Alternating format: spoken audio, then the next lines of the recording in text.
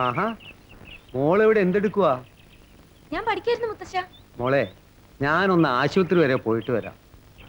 നടക്കാൻ ബുദ്ധിമുട്ടുണ്ടെങ്കിൽ ഞാൻ ചെന്ന് ഡോക്ടറോട് വിവരം പറയാം. വേണ്ട, എനിക്ക് ഡോക്ടറെ നേരിട്ടൊന്ന് കാണണം. വേഗം വരാം. മുത്തശ്ശ, സൂക്ഷിച്ചു പോണം. ശരി മോളെ.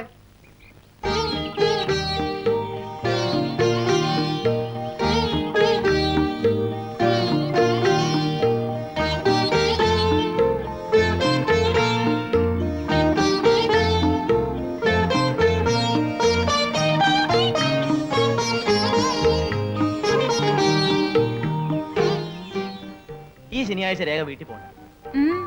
എന്താ വിശേഷിച്ച്? വിശേഷമൊക്കെ പറയാം. വെറുതെ ശനിയാഴ്ച വീട്ടിൽ പോവുക, പിന്നെ തിങ്കളാഴ്ച തിരിച്ചു വരിക. ഒരു കാര്യമില്ല. ഞാൻ ചെന്നില്ലെങ്കിൽ മുത്തശ്ശ അന്വേഷിക്കില്ലേ? അടുത്ത ശനിയാഴ്ച എന്റെ ബർത്ത്ഡേ ആണെന്ന് പറഞ്ഞത് രേഖ മറന്നു. I am sorry Murali. അപ്പോ വലിയ ആഘോഷമൊക്കെ ഉണ്ടാവുമല്ലോ? ഉണ്ടാകും. ഒരേ ഒരു മകനല്ലേ, വീട്ടിൽ വലിയ ആഘോഷം സദ്യയൊക്കെ ഉണ്ടാകും. പക്ഷെ ഞാൻ പോകുന്നില്ല. ഞാൻ ബർത്ത്ഡേ ആഘോഷിക്കുന്നത് എന്റെ രേഖയുടെ ഒപ്പമായിരിക്കും. ഹോസ്റ്റലിൽ നിന്ന് എന്റെ ഫ്രണ്ട്സിനെയൊക്കെ വിളിക്കട്ടെ? ഓൺലി 2 മെമ്പേഴ്സ്, ഞാനും എന്റെ രേഖയും മാത്രം. എന്തിനാ മക്കളെ കിടന്ന് ഇങ്ങനെ കഴിയുന്നത്? നാളെ ഈ സമയത്ത് നല്ല റോസ്റ്റ് ആയിട്ട് പ്ലേറ്റ് കിടന്ന് ചിരിക്കേണ്ടതല്ലേ, കരയാതെ. എന്താ കുര്യപ്പള്ളി ചേട്ടാ, മലക്കറി കച്ചവടം തുടങ്ങാൻ പോവാണോ? കുര്യാപ്പള്ളിക്ക് നിന്ന് തിരിയാൻ സമയമില്ല, പിന്നെ എങ്ങനെയാ കച്ചവടം തുടങ്ങുന്നത്? പിന്നെ ഇതെല്ലാം എന്തിനാ? ഫുഡ് ഡിപ്പാർട്ട്മെന്റ് ഒക്കെ എന്നെ ഏൽപ്പിച്ചിരിക്കുന്നു. നാളെ സ്കോച്ചും പൊരിച്ച കോഴിയെല്ലാം ഒഴുകണ ദിവസാ, അറിഞ്ഞില്ലേ? നാളെ മുരളിക്കുഞ്ഞിന്റെ കല്യാണ നിശ്ചയമാ.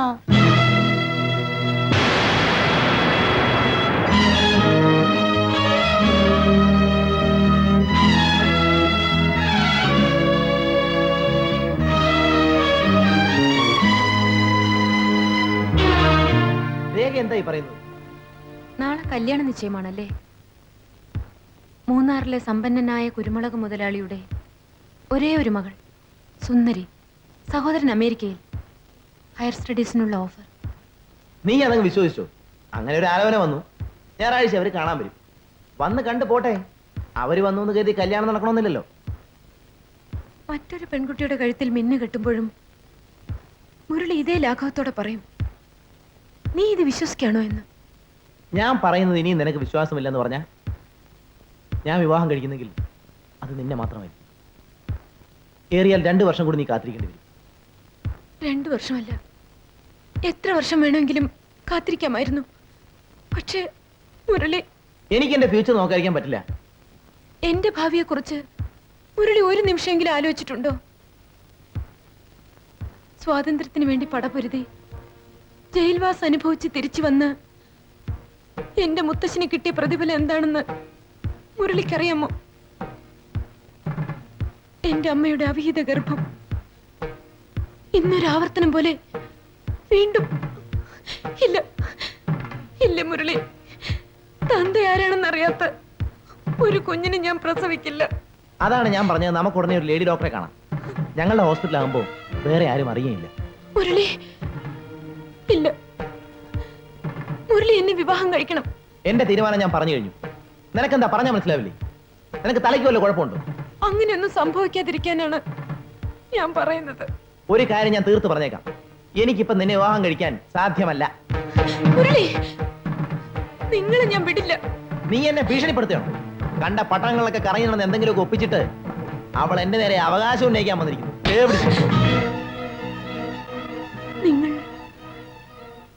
നിങ്ങൾ എന്താണ് വിളിച്ചത്? തേവിടിച്ചല്ലേ? ഞാനത് അർഹിക്കുന്നു. പക്ഷെ മുരളി ഒന്നോർത്തോ, എന്നെ പറഞ്ഞു മയക്കി ആ സ്നേഹവാക്കുകളിൽ വിശ്വസിച്ച് എന്നിലെ സ്ത്രീത്വം ഞാൻ നിങ്ങൾക്ക് കാഴ്ചവെച്ചിട്ടുണ്ടെങ്കിൽ എന്റെ വയറ്റിൽ വളരുന്ന കുഞ്ഞിന്റെ പിതൃത്വം സ്ഥാപിച്ചെടുക്കാനും എനിക്കറിയാം. കാളിദാസന്റെ ശകുന്തളയല്ല ഞാൻ, ഈ കാലഘട്ടത്തിലെ പെൺകുട്ടിയാണ്.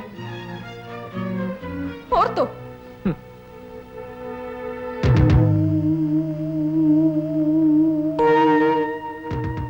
ഈ പുഴയുടെ പേരെന്താണെന്ന് നിനക്കറിയാമോ? തലവെട്ടിപ്പുഴ. എന്റെ അച്ഛനപ്പൂവന്മാർ അരിഞ്ഞു വീഴ്ത്തിയിരുന്ന തലകൾ ഒരു കാലത്ത് കായലിലേക്ക് ഒഴുകിയിരുന്നത് ഈ പുഴയിലൂടെയായിരുന്നു. പാരമ്പര്യം തുടരട്ടെ. ഒരു ശവം കൂടി മാനഹാനി കൊണ്ടുള്ള ഒരു ആത്മഹത്യയാക്കി ഞാനിതിനെ മാറ്റിക്കോളാം.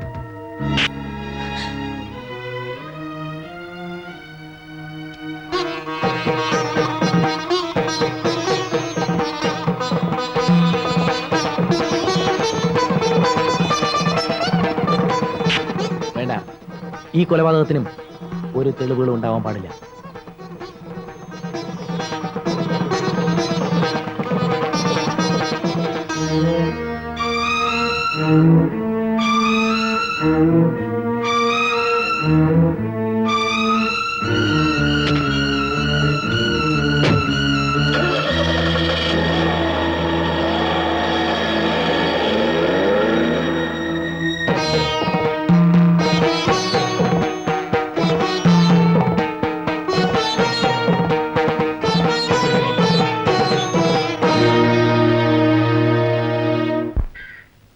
അപ്പോ പറഞ്ഞതുപോലെ 23-ാം തീയതി കല്യാണം.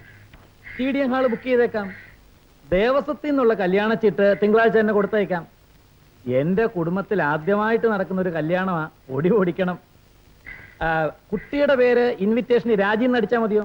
അല്ല, അവളുടെ യഥാർത്ഥ പേര് രാജലക്ഷ്മി എന്നാ. രാജിന്ന് വീട്ടിൽ വിളിക്കുന്ന. അപ്പോ മുരളി വിത്ത് രാജലക്ഷ്മി അല്ലേ? അല്ല, മുരളി വിത്ത് രേഖ.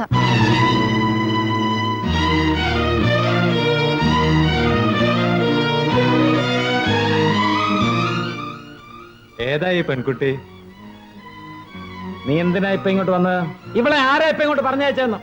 ഞാൻ വരേണ്ട മുഹൂർത്തം ഇതാണ്. ഈ മുഹൂർത്തം തെറ്റിയാൽ എന്റെ ജീവിതത്തിന്റെ താളം തെറ്റും. കുര്യാപ്പള്ളി, എന്തോ ഇവളെ പിടിച്ച് പുറത്താക്ക. പുറത്തു പോകാം, പക്ഷേ നിങ്ങൾ നിശ്ചയിച്ച മുഹൂർത്തത്തിൽ മുരളിയും ഞാനും തമ്മിലുള്ള വിവാഹം നടത്തണം. എന്റെ മകൻ ആരെ വിവാഹം കഴിക്കണമെന്ന് തീരുമാനിക്കേണ്ടത് നീയാണോടി ചേറ്റെ? അതെ, ചടങ്ങുകൊണ്ട് ഞങ്ങൾ വിവാഹിതരായില്ലെങ്കിലും മനസ്സുകൊണ്ടും ശരീരം കൊണ്ടും ഞങ്ങൾ പരസ്പരം വരിച്ചവരാണ്. ഞാൻ ഗർഭിണിയാണ്. എന്റെ വയറ്റിൽ വളരുന്ന കുഞ്ഞിന്റെ അച്ഛൻ മുരളിയാണ്. എന്താ പണിക്കരേ ഇത്? ഇല്ല, ഈ വിവാഹം നടക്കാൻ പാടില്ല. എന്നെ വഞ്ചിച്ചുകൊണ്ടാണ് മുരളി മറ്റൊരു പെൺകുട്ടി വിവാഹം കഴിക്കാൻ പോകുന്നത്. കണ്ടടത്തൊക്കെ തെണ്ടി നടന്ന് വയറ്റിലുണ്ടാക്കിയിട്ട് കെട്ടിഴമയാകാൻ വന്നിരിക്കുന്നു. ഓടിയോണം.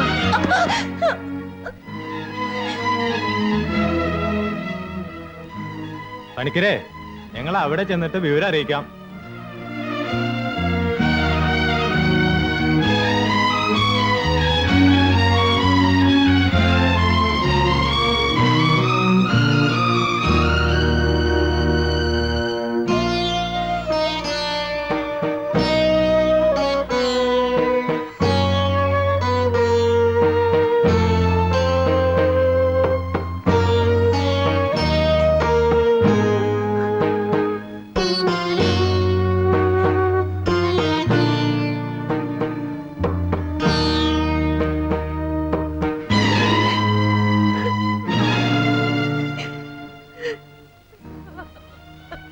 ഇപ്പൊ എന്തിനാ നീ പട്ടി പോങ്ങുന്ന പോലെ നിന്ന് മോങ്ങുന്നത്?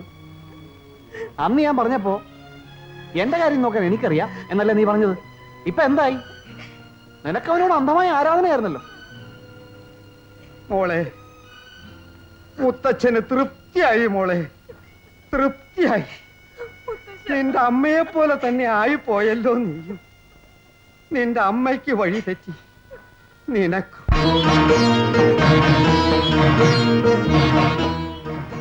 മുരളിയില്ലേ ഇവിടെ? ഇവിടെ ഇല്ല. അവന്റെ അച്ഛനല്ലേ?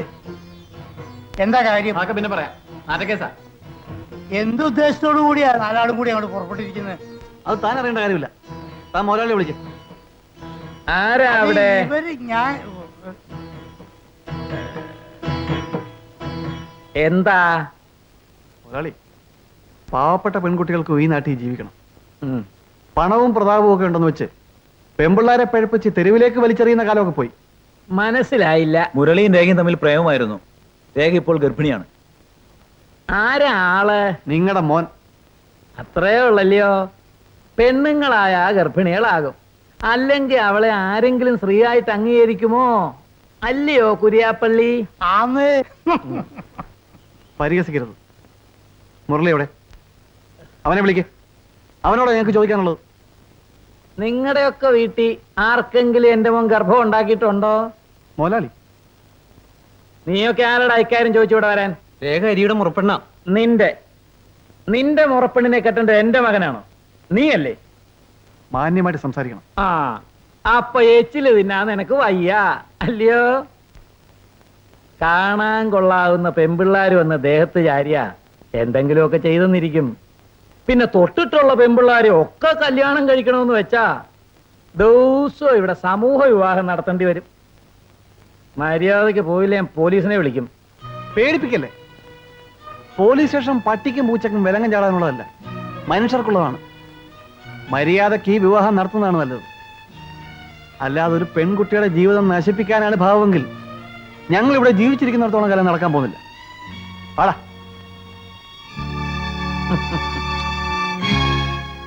കുര്യാപ്പള്ളി, നമ്മുടെ ആ വടക്കേപ്പുറത്തുള്ള പുഞ്ച ഒന്നുകൂടെ അങ്ങ് വിതച്ചാലോ? ഇവിടെ ഇപ്പോ വിതച്ച പുഞ്ചയിൽ തന്നെ വെള്ളം കയറി കിടക്കുക. ഇനിയിപ്പോ മുതലാളിയായിട്ട് ഇനി ഒരു പുഞ്ച് വിതയ്ക്കാതിരിക്കണ്ട.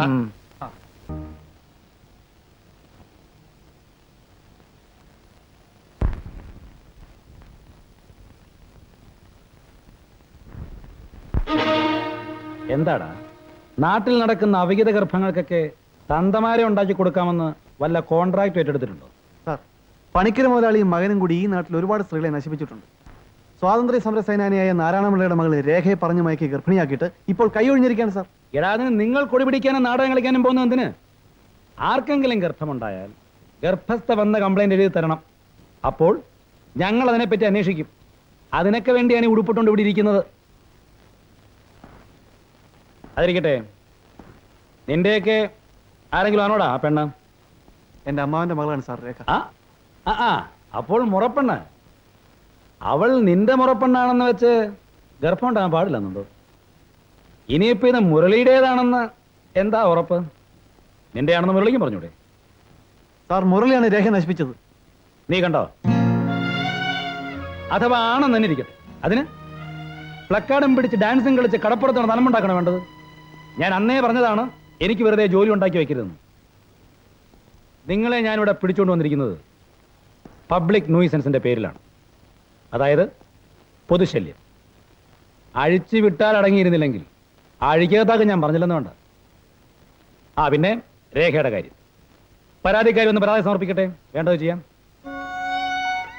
രേഖ,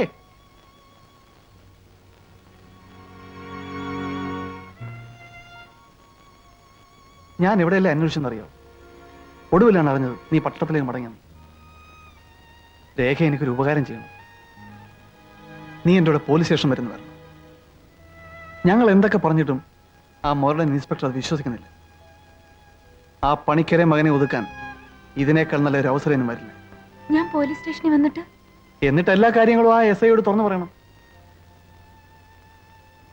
കോടതിയിൽ വെച്ച് ബലാത്സംഗം ചെയ്യപ്പെട്ട ഒരു പെൺകുട്ടിയുടെ ചാരിത്രം പിച്ചി ചീന്തിയ രീതി എതിർഭാഗം വക്കീൽ ചോദിക്കുന്ന പോലെ എസ് ഐയുടെ ചോദ്യങ്ങൾക്കും നിങ്ങളുടെ എല്ലാം മുന്നിൽ വെച്ച് ഞാൻ വിശദീകരണം തരണം, അല്ലേ?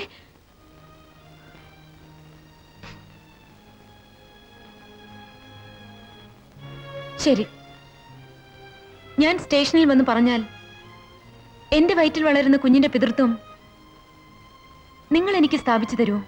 അതിനുവേണ്ടിയാണ് നിങ്ങൾ ശ്രമിക്കുന്നത്. ശ്രമം മാത്രമേ ഉള്ളൂ, ഉറപ്പില്ല, അല്ലേ? ഇപ്പൊ ഇത്തരം പ്രശ്നങ്ങളുള്ളപ്പോൾ നീ പട്ടണത്തിലേക്ക് മടങ്ങിപ്പോയാൽ അതിനുറപ്പുണ്ടാവുമോ? ഉണ്ടാകും. ആ ഉറപ്പ് നേടിയിട്ടാണ് ഞാൻ പോകുന്നത്. മുരളി നിന്നെ വിവാഹം കഴിക്കാൻ സമ്മതിച്ചോ? ഇല്ല, പക്ഷേ മുരളിയെ കൊണ്ട് എന്നെ വിവാഹം കഴിപ്പിക്കാമെന്ന് അവർ സമ്മതിച്ചു. ആരെ? പണിക്കർ സാറിന്റെ കുടുംബവുമായി ഏറ്റവും അടുത്ത വ്യക്തിയെന്ന നിലയിൽ ഞാൻ ഇതേക്കുറിച്ച് അദ്ദേഹത്തോട് സംസാരിക്കാം. ഞാൻ പറഞ്ഞാൽ അദ്ദേഹം കേൾക്കാതിരിക്കില്ല. മുരളിയുമായുള്ള വിവാഹം ഞാൻ നടത്തിത്തരാം. നീ ഫൈനൽ എക്സാമിനേഷൻ എഴുതേണ്ട കുട്ടിയല്ലേ? ഇങ്ങനെയൊക്കെ ഉണ്ടായെന്ന് വെച്ച് നീ നിന്റെ വിദ്യാഭ്യാസം മുടക്കരുത്. പട്ടണത്തിൽ ചെന്ന് പരീക്ഷ എഴുതണം. മടങ്ങി വരുന്നതിന് മുൻപ് എല്ലാ കാര്യങ്ങൾക്കും ഞാനൊരു തീരുമാനം ഉണ്ടാക്കി വയ്ക്കാം. എന്നെ വിശ്വസിക്കൂ. ആ സ്ത്രീ പണിക്കരുടെ ആളാണ്. ഇതെല്ലാം അവരൊന്നിച്ചാലോചിച്ചിട്ടുള്ള ഒരു തന്ത്രമാണ്. നിന്നെ ഇവിടുന്ന് മാറ്റുന്നതിന് വേണ്ടിയുള്ള ഉദ്ദേശത്തിലാണ് അവർ സ്നേഹത്തിൽ പൊതിഞ്ഞ വാചകങ്ങൾ കൊണ്ട് നിന്നെ ഉപദേശിച്ചത്. അവരുടെ വാക്കും കേട്ട് നീ ഇവിടുന്ന് പോകരുത്. ഹരി, നിങ്ങളുടെ വ്യക്തിപരമായ കാര്യങ്ങൾക്ക് വേണ്ടി എന്നെ ഒരു കരുവാക്കരുത്. ഒരു സ്ത്രീക്ക് മാത്രമേ മറ്റൊരു സ്ത്രീയുടെ ദുഃഖം മനസ്സിലാവൂ. ഞാൻ തികച്ചും ഡോക്ടറെ വിശ്വസിക്കുന്നു. ഞാൻ വരട്ടെ.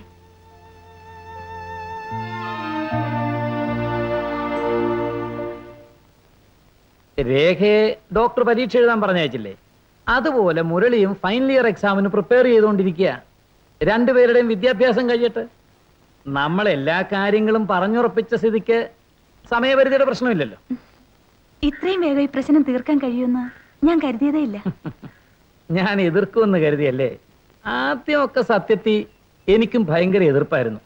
പിന്നീട് ഓരോന്ന് ആലോചിച്ച് നോക്കുമ്പോൾ കാലത്തിനൊത്ത കോലം മാറിയല്ലേ പറ്റൂ. ഞാൻ ഈ വിവരം ഇപ്പൊ തന്നെ രേഖ എഴുതി അറിയിച്ചോട്ടെ? തീർച്ചയായും. മനസമാധാനത്തോടെ അവള് പഠിച്ചു പാസ്സാകട്ടെ. ഇതാണ് പ്രായമായവർ പറയുന്നത്, അവനവന്റെ കൈ തലക്ക് വെച്ച് കിടന്നുറങ്ങണമെന്ന്. വല്ലവന്റെ കൈ തലക്ക് വെച്ചാ അവന് തോന്നുമ്പോ വലിച്ചൂരി കൊണ്ടുപോകും. നിന്റെ വാക്കിട്ട് ഇറങ്ങി തിരിച്ച് എനിക്ക് വീട്ടിൽ പോലും കയറാൻ വയ്യാണ്ടായി. നാട്ടുകാരുടെ അപ്പനെ മുഖത്ത് എങ്ങനെ നോക്കും? അയ്യടാ, നിനക്ക് മാത്രമേ ഉള്ളൂ നാട്ടുകാരും വീട്ടുകാരും. എന്റെ ഉമ്മാടെ കണ്ണീര് കണ്ടാ സഹിക്കൂലടാ. പക്ഷെ ഒരു കാര്യം, ഏതായാലും എല്ലാവരും നാറി. ഇനി ശരിക്കും അങ്ങോട്ട് നാറട്ടെ. ജീവൻ പോയാലും പോട്ടെന്ന് വെക്കായിരുന്നു. മാനം പോയാലോ? അതും ഇതൊരു അലവലാതി പെണ്ണിന് വേണ്ടി വേണോ? ബെന്നി, നീ രേഖയെ കുറ്റപ്പെടുത്തരുത്. അവളുടെ തലയിൽ ആ ലേഡി ഡോക്ടർ കയറി ഇരുന്ന് പ്രവർത്തിച്ചുകൊണ്ടായതെല്ലാം സംഭവിച്ചത്. ആ പണിക്കർക്ക് വേണ്ടി അവരെന്തൊക്കെയോ രേഖയെ പറഞ്ഞ് വിശ്വസിപ്പിച്ചിരിക്കുക. ആ ഡോക്ടർ ഇവിടെ ഉണ്ടായിരിക്കുന്നിടത്തോളം കാലം നമ്മുടെ പദ്ധതികളൊന്നും നടപ്പാക്കാൻ പോകുന്നില്ല. അതുകൊണ്ട് ആദ്യം അവരെ ഇവിടെ ഓടിക്കണം. അത് കഴിഞ്ഞ് രേഖ വരുത്തിയാൽ മതി. അപ്പോൾ പ്രശ്നം കുറെ കൂടെ സങ്കീർണമാവുകയും ചെയ്യും. സംഗതി ശരി തന്നെ. പക്ഷെ അവരെ ഇവിടുന്ന് കെട്ടിയട്ടിക്കാൻ എന്താണ് ഒരു വഴി? ആ വഴിയൊക്കെ ഉണ്ട്. പക്ഷെ ഒരു കാര്യം, നമ്മുടെ ബുദ്ധി ശക്തി ഒന്നായിരിക്കണം. ഒന്നുകൂടി വ്യക്തമായി പറഞ്ഞു പോലെക്കടാ. വിഷമദ്യം കഴിച്ച് ആളുകൾ മരിച്ചു പോയാൽ എന്താ അവസ്ഥ? ഷാപ്പ് കോൺട്രാക്ടറുടെ കാര്യം പോക്കൻ. വിഷമരുന്ന് കുത്തിവെച്ച് രോഗികൾ മരിച്ചു പോയാൽ എന്താ അവസ്ഥ? എടാ ഹരി, അത് വേണോടാ പുള്ളേ? ആ വേണം. കുറെ രക്തസാക്ഷികളെ സൃഷ്ടിച്ചാലേ ഇവിടെ വിപ്ലവം ജയിക്കുകയുള്ളൂ.